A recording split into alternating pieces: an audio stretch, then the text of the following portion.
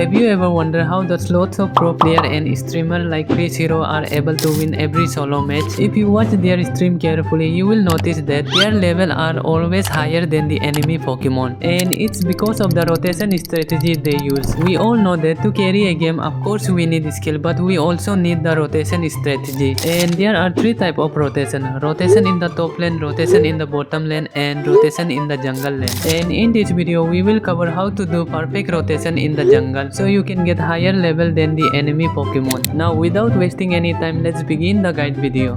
But before I explain you about the rotation, you must know few things about the jungle buffs. Whenever you kill any jungle buff, later on it will appear again after 1 minute. But it's not the same case with the jungle beast, which is Altaria. It appears after 1 minute and 30 seconds after you kill it. And there is one more information about the jungle beast. I will explain it later on. And now for the rotation. After you take the purse buff, you must decide which lane you want to rotate first. If you want to rotate in the top lane first, you must take the red buff first. And if you want to rotate in the bottom lane, you must take the blue buff first. Let me explain you why. As I have said, if you want to rotate first in the top lane, you must take the red buff first. Because after taking the red buff, you must take the blue buff and rest of the jungle. And after that, you must go to the top lane. And after clearing the top lane objective, you must again come back to the jungle. As you have killed the red buff first, so red buff will appear first. And distance from the top lane and the red buff is very short, so it will be faster rotation. And same goes for the bottom lane. If you want to rotate in the bottom first, you must kill the blue buff first. Let me show you the full rotation. As usual, first I will take the Xatu. And in this match, I'm using Green Ninja. You can use other Pokemon also. And remember that jungle Pokemon will appear at 9 minutes and 45 seconds. So make sure to stay in the position of the buff, because the faster you clear the jungle Pokemon, the faster will be the rotation. I will first rotate in the top lane, because in the top lane we have Mewtwo and Aegislash, and they are quite strong in the early game. And there's one tips for you.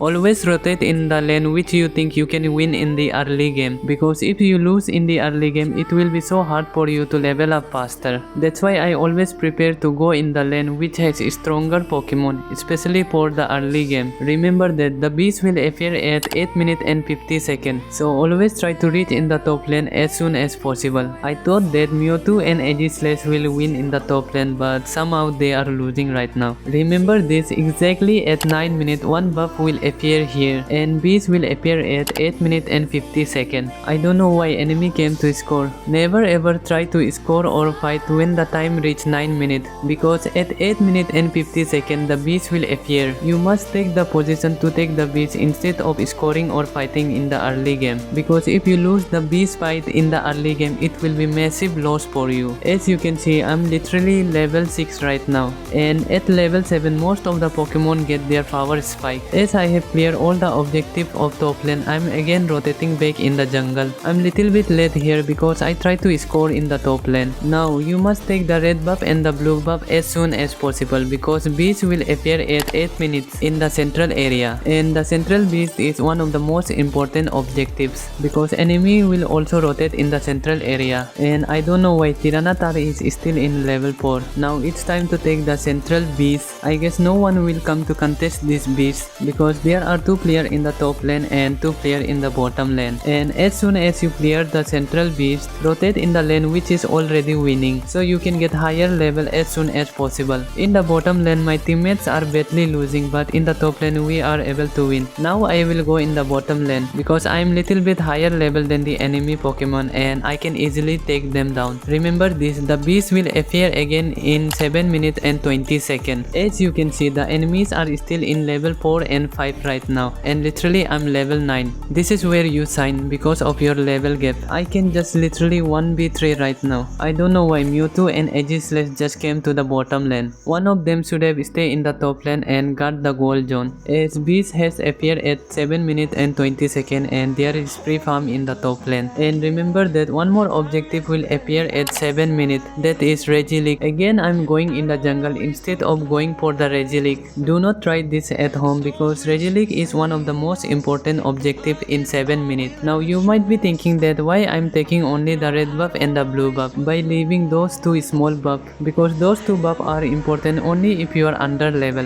and if your level is higher than the enemy Pokemon, always try to rotate faster by taking the red buff and the blue buff only. As you can see, I'm literally dominating the game right now because of the level difference. This is what happens when you rotate perfectly. By the way, I'm playing solo in this match and my teammates are quite good. It surprised me because most of the time I get random teammates which are really bad. Here I could have go to the top lane with Regilik, and I saw in the map that my teammates aren't coming in the top lane, so it would be waste of the time if I fight in the top lane. It will be much better if I farm and get little bit more higher level. I saw in the mini map my teammates are scoring in the bottom lane, so it's a great chance for me to score 40 goals. And this random Aegislash is really smart. He stayed in the goal zone so that the scoring can be faster. Getting this type of player in Pokemon Unite is such a blessing because most of the time I get dumb teammates. Now I will go to the enemy jungle and take their buffs. Taking the enemy jungle will of course give you EXP, but it will also give hard time to the enemy to level up. Whenever you get a chance to take enemy jungle, just steal it. Whenever you steal the enemy's buff, of course you will level up, but at the same time you are also keeping the enemy at low level by not giving any farm to them. As you can see, I'm playing super aggressive right now because I know that they are under level and I can easily kill them. And one tips for you, always keep an eye on the mini map because it gives you lots of information about your teammates, your buffs, and then the enemy. Most of the time I do the rotation by looking at the mini map because it gives information whether the buff has spawned or not, where are your teammates, and you can figure out the enemy's location sometime. Now I will be retreating here because all of my teammates die and it's always not good to play aggressive. As you can see, my level is very higher than the enemy Pokemon, and if I die there,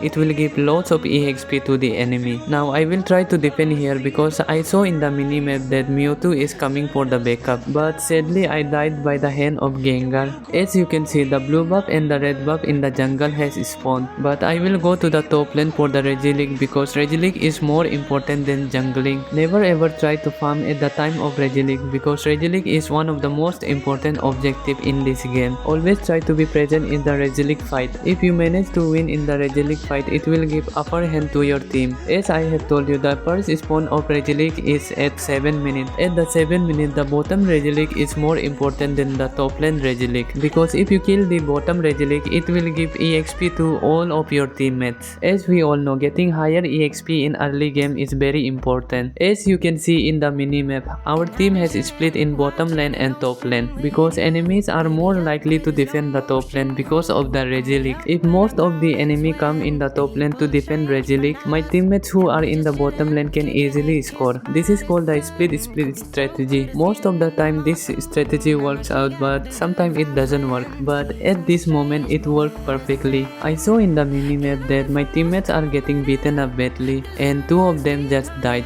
So I must go to the bottom lane to defend. I'm pretty sure they will come to the bottom lane for scoring because in the top lane, the first goal zone is already destroyed. That's why they are most likely to come in the bottom lane. I will try to camp here so I can get proper vision. And Pikachu and Mewtwo are going to the jungle. I just wonder why. And here comes the enemy. I'm going super aggressive here because I know that they are under level and I can easily take them down. And always try not to use your Unite move at the time of 3 minutes because you need your Unite move at the final stretch for the Rayquaza fight. Even if you are winning in the early game and the mid game, but if you lose the Rayquaza fight, it will be all wasted because at the final stretch the Rayquaza decides which team will win. That's why always try to save your Unite move and battle spell for the final stretch. I have seen lots of players using their Unite move at the time of 3 or 240 and they eventually lose the match because of this kind of silly mistake. And one more tip for you, never ever try to score at the time of 2 minutes. I have seen lots of players they try to score at the 2 minutes instead of fighting for the Rayquaza. Even if you score 100 goals at the 2 minutes and lose the Rayquaza fight, you will definitely lose the match. I'm here checking the bushes to make sure there is no one. As you can see, we already have the goal lead, so Rayquaza isn't necessary for us, but you have to defend the Rayquaza because if enemy manage to take down the Rayquaza, they will probably win. I have seen lots of players, even if they have the goal lead, they try to take the Rayquaza Rayquaza, and it's a wrong decision. If you have the lead, just try to defend the Rayquaza, because while you are taking the Rayquaza, there is high chance that enemy can also steal it. So always try to defend Rayquaza when you have the lead. As you can see, my teammates are also defending the Rayquaza instead of taking it. Enemies are so desperate to take the Rayquaza because they know that the Rayquaza is the only way that can help them to win. Without the Rayquaza, they can do nothing here. To all the player out there who is playing solo, please don't ever try to score at the time of 2 minutes, and always try to defend the Rayquaza when you have the goal lead. And if you don't have the goal lead and enemies are defending the Rayquaza and they are not letting you take the Rayquaza, then you must try to score instead of taking the Rayquaza, because when you try to score, they will come to defend it and they will split. There you might get a little bit of chance to take the Rayquaza or to kill the enemy. And this was about how to rotate perfectly in solo ranking, and it's time to end the guide video here. If this video was helpful for you, please don't forget to like and subscribe to my channel.